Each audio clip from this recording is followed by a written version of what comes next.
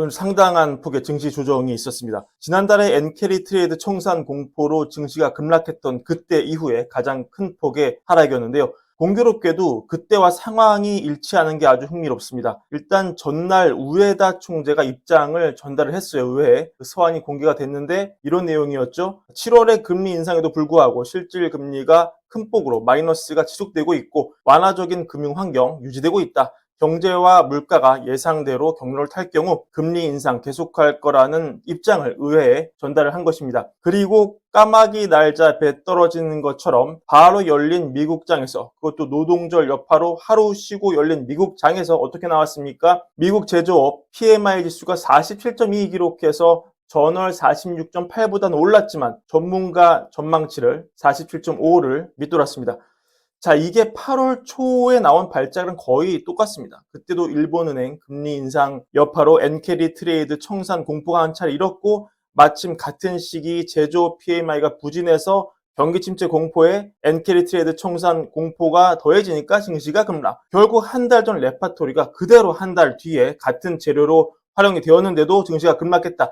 이거는 역시 지금 미국 증시를 위태위태하게 바라보는 사람들이 여전히 많다. 이런 걸 보여주고 다들 약간은 좀 쫄아서 투자하고 있다. 혹시라도 나보다 먼저 시장에서 누가 뛰쳐나갈까봐 다들 파티에서 이 레스 댄스를 추면서도 출구를 보고 있다. 이런 식으로 해석이 가능하겠습니다. 얼마 전에 신윤송 박사님이 이 블룸버그 팟캐스트 나와서 말씀하신 게 있어요. 이게 잭슨홀 회의, 8월 말 열린 잭슨홀 회의에서 하신 건데 이런 얘기를 했었습니다. 정리를 하면은 이 8월 초에 발생했던, 그러니까 복귀를 한 거죠. 그 당시 시장의 급락은 주로 당연히 캐리 트레이드의 영향으로 설명이 되지만 실제로는 훨씬 더 넓은 범위의 문제들이 있었다. 특히 주식시장에서의 광범위한 변동성은 단순히 캐리 트레이드만으로는 설명되지 않고 리스크 관리와 손실 완화 과정에서 발생한 리스크의 증폭 효과를 고려해야 한다. 이렇게 설명을 하거든요. 무슨 얘기냐? 신 박사님 이렇게 얘기를 하시는 거죠. 시장 변동성이 커졌을 때 투자자들이 가장 빨리 팔 수 있는 자산을 매도하는 경향이 있다. 위기 상황에서는 가장 큰 영향을 받은, 가장 취약한 자산이 아니라 가장 쉽게 팔 수 있는 자산을 매도한다. 변동성이 발생할 때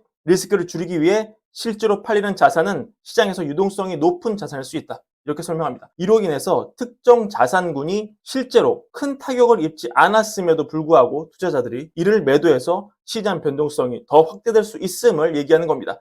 그리고 8월 초 달러와 엔화가스의 변동을 봤을 때 달러와 엔화 간 가격 변동이 크지 않았다. 이거는 당시 8월 초 발생했던 시장의 스트레스가 이전의 금융위기와 같은 심각한 수준의 스트레스가 아니었음을 시사하고, 그래서 리스크를 관리하려는 시장의 움직임이 오히려 시장의 스트레스를 증폭시킬 수 있다. 예를 들어서 리스크 한도가 초과되면 포지션을 청산하거나 반대 매매 등의 조치가 나오면서 시장 스트레스가 더욱 악화될 수 있다. 이렇게 진단을 하는 겁니다. 그러면 신용송 박사께서 지금 상황을 어떻게 볼지 진단해 보면 결국 똑같은 거죠. 지금 엔달러 환율을 보면 사실은 경천 동지할 만한 변화 없습니다. 단지 똑같은 재료의 증시가 똑같게 반응한 겁니다. 왜 증시가 이렇게 때려맞냐? 신 박사님 의견을 따르면 그게 과연 진짜 경기 침체 우려 때문이냐? 아니다. 증시에는 이미 리스크를 관리하자는 보신주의가 싹튼 상황이고 가장 쉽게 팔 수 있는 자산이 뭐다? 주식이다. 이런 겁니다.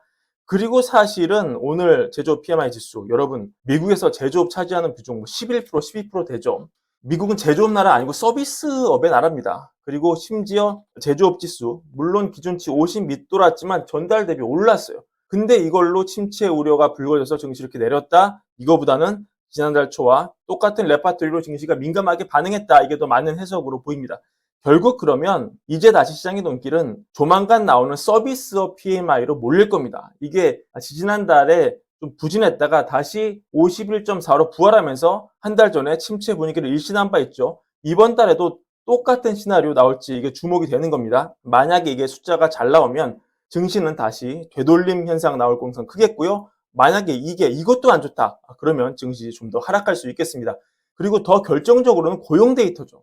그리고 이 실업률과 비농업 고용 지수죠. 이번 금요일에 나오는 이 지표, 이거가 시장 예상 대비 웃돌면 또 오늘의 증시 급락은 지나가는 이벤트일 가능성이 높아지지만 그게 아니고 고용이 나빠졌다. 이러면 증시 좀 더 어려워질 수 있겠습니다.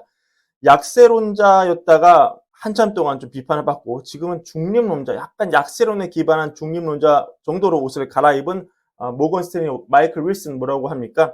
금요일에 발표될 고용 데이터가 괜찮으면 미국 주식 상승세에서 뒤처졌던 주식들이 상승할 수 있다. 그러니까 마이클 윌슨이 예상보다 강력한 고용 수치가 투자자들에게 성장 위험이 줄어들었다는 자신감을 줄 것이다.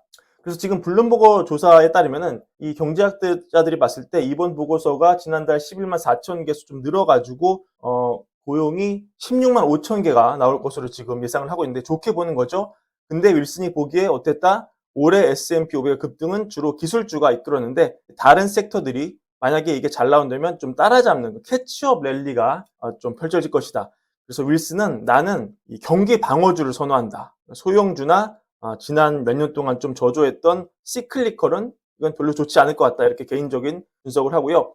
하지만 만약에 나는 그러니까 8월 증시 급락 이후 나왔던 강력한 이런 고용 데이터 같은 데이터가 시장 회복을 도왔고 윌슨 역시 이번 주 고용 보고서가 이런 추세를 강화할 것이다. 그러니까 잘 나올 것으로 보지만 만약에 데이터가 잘 안 나온다면 실질적인 하락을 초래할 수 있다. 이렇게 얘기를 합니다. 그러니까 고용 데이터 잘 나오면 시장이 반등하지만 잘 안 나오면 좀 정말 추세가 바뀌어지는 큰 하락 나올 수 있다. 근데 시장 전반의 예측은 금요일에 고용이 좀 회복될 것으로 기대를 하고 있다.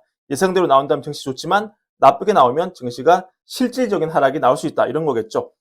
강세론자인 톰미도 트레이딩 관점에서는 좀 우려를 제기하는데요. 향후 8주 동안 주식시장이 최대 10%까지 조정을 받을 수 있다.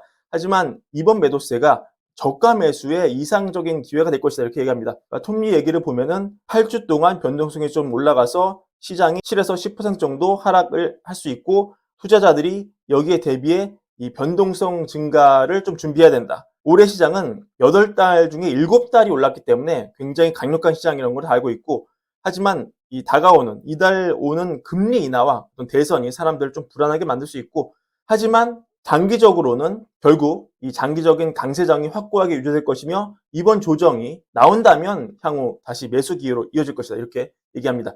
그러니까 단기 변동성이 9월에 극심하다는 것은 톰리도 좀 동의를 하는 거죠. 그 첫 번째 신호로 이날 시장 급락이 왔다고 볼 수도 있을 겁니다. 하지만 오늘 급락이 정리하자면 순수 경기 침체 우려로만 빠졌다기보다는 어떻습니까? 신 박사께서 지난 8월 초 급락을 복귀한 그 분석, 리스크를 관리하려는 시도가 더 변동성을 키우고 있다. 시장은 지금 가장 취약한 자산을 파는 게 아니라 증시가 가장 취약한 자산이라기보다는 가장 팔기 쉬운 자산을 파는 경향이 있다. 이 내용을 기억하시고 5일 나오는 서비스 PMI 그리고 금요일 나오는 고용지표 잘 나오면 다시 시장은 V자 반등할 수 있다. 하지만 이게 꺾인다면 강세론자 톱니까지 얘기할 정도로 9월은 정말 힘든 한 달 될 수 있다. 오늘 이렇게 정리해 봅니다.